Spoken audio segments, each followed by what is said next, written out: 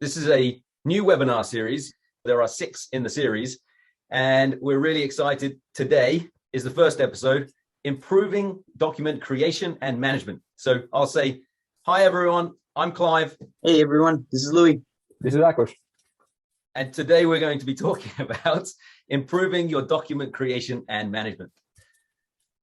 We all know that documents are critical for business. Every business pretty much runs on documents. You have so many different types of documents as well: contract documents, checklists, brochures, contracts for this, contracts for that. You have lots of different things that you're managing, and it really is important for a business. You can't go through a day without managing or doing something with a document potentially.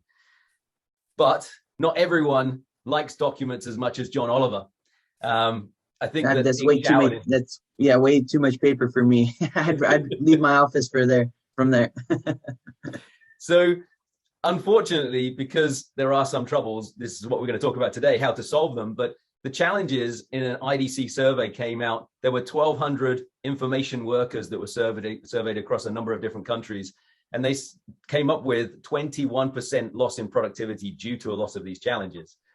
And the loss of productivity specifically due to creating documents and reviewing feedback, searching for files, trying to bring things together, it's already time consuming. So I can see a lot of the feedback in the survey already. I think a lot of people are also experiencing these at the same time.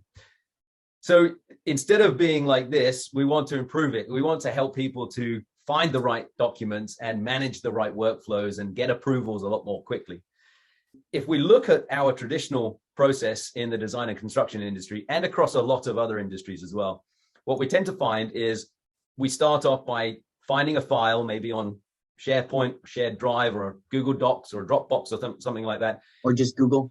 or just Google it for as well. And you would use that template to start off, but you'd make changes to it, some data loss in this workflow, different versioning. As you want to share it, you wait until the whole document is ready before you PDF it, send it on an email potentially, maybe sometimes collaboratively editing a document as well, but in a very unstructured and very sort of chaotic sometimes way. And then as you gather feedback, lots of feedback from lots of different people, trying to incorporate all of that into a single document and managing lots of different versions is sometimes a challenge. And then the unfortunate nature is that when we publish the final document, we are extracting just a version and we're disconnecting it from all of that really important history that is traceable, trackable, and important from a contractual perspective as well. So we get frustrated. I've been wanting to do this in the past. It becomes too frustrating and you want to throw your machine away. So today we're going to talk about solutions, thankfully. The 3 demos that we'll go through, and then we'll also look at how, from a practical perspective, some advice and some tips to get started if this is a workflow that you're interested in implementing. So the first one is intelligent templates. What is it? I don't even know what it means. What does intelligent templates mean? I think you just made that up. It does sound like something some marketing team somewhere has just made that one up. I agree. So maybe let's dig into what intelligent templates should be or could be. And in this example, we're going to show you how making just even that search, as Louis said, on the internet, if you Google for something and you find some templates, in this example, we're finding contract templates on the internet and downloading a project manager's contract as a Word document, a landscaping contract, and a construction contract. And these 3 downloaded Word files are then just dragged and dropped into the Plannerly Plan module. So this is starting with your own document here. If you do have one already, or if you're searching from somewhere else. Yeah, absolutely. Yeah. So just a document that you have from your existing standards. And as you drag and drop it, it starts to create structured data. Instead of it being one block of text in a word processing file, we're able to have a lot more structure to it. And the text is then reusable in a format that can be collaborated on across teams. So the next step would be to make this document intelligent. And here we are simply replacing some of this text with a smart field, which is a date, and then another smart field, which could be a specific party. Here it's the appointing party, the team that's paying the bill.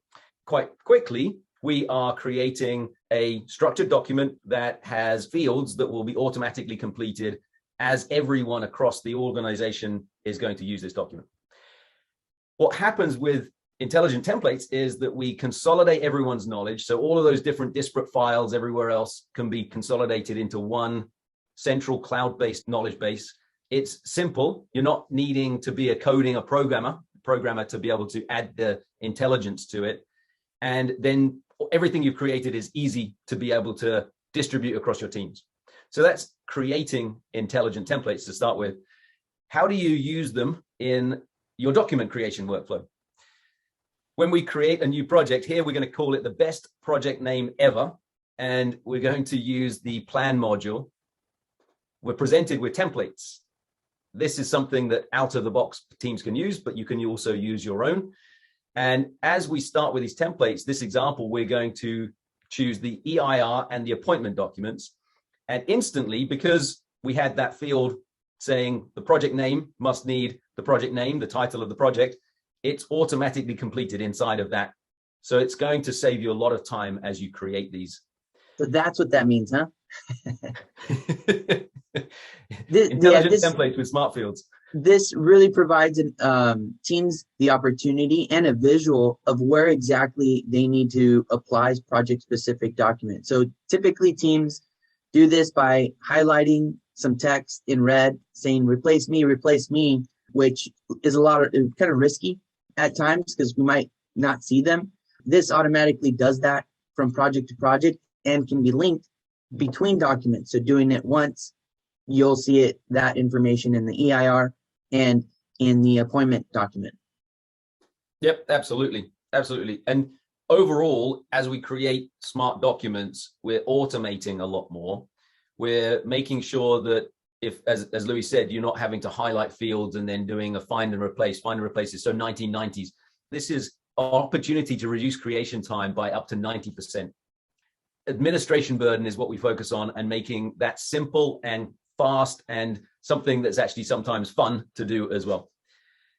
As you've created a document, you need to get somebody's approval on it. So in this workflow, we allow teams not to wait until the whole document is ready, but as you are working on the in-progress version in the background and adding like a date for one of the smart fields, that part of the document is just in progress, and in progress content cannot be seen by viewers.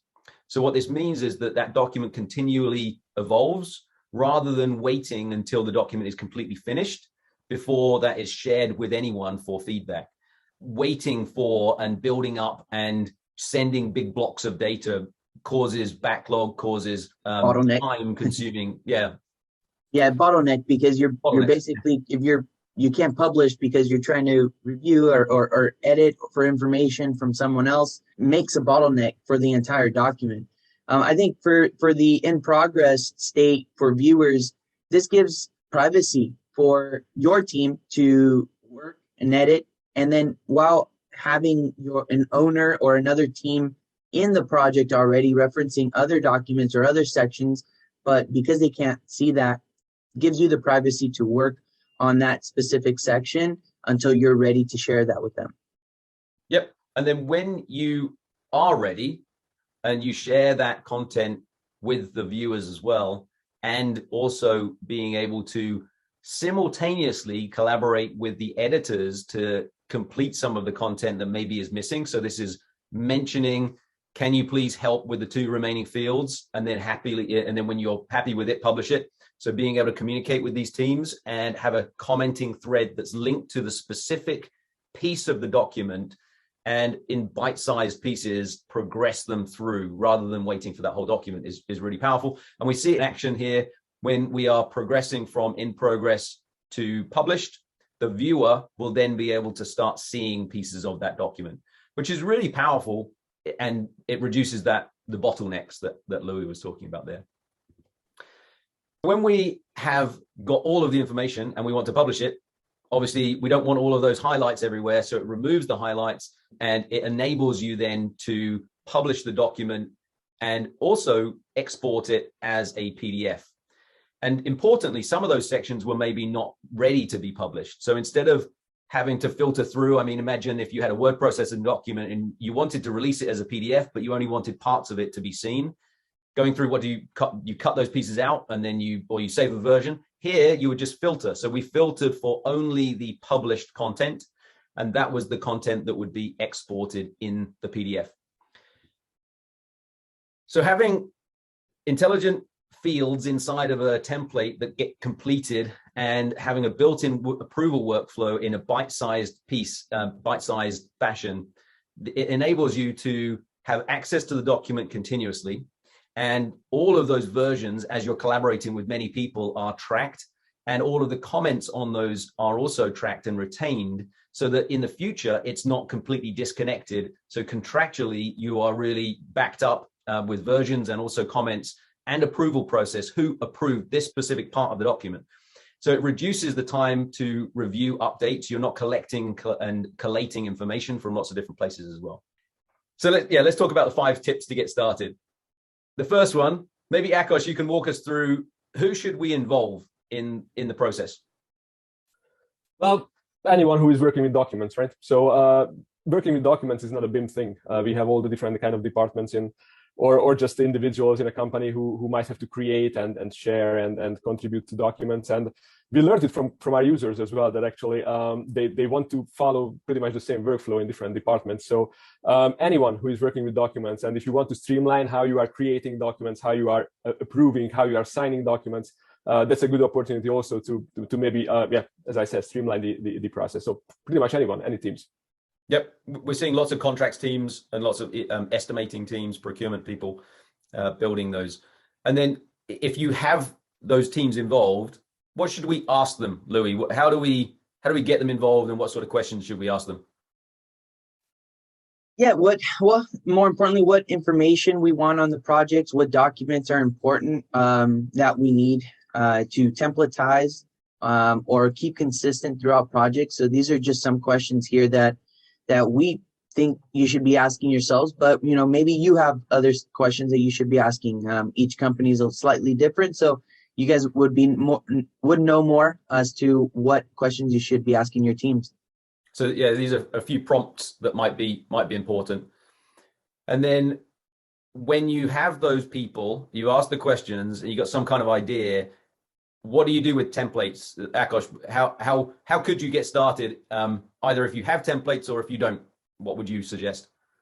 Yeah, well, create your free account on Plannerly.com and then just you get access to templates supporting your ISO 19650 workflow. And that is coming in multiple languages as well. Depending where you are, you might find already these ready-made templates for you. And you get access to them and you can get started with this workflow that we just showed before, or you can start creating your own as well.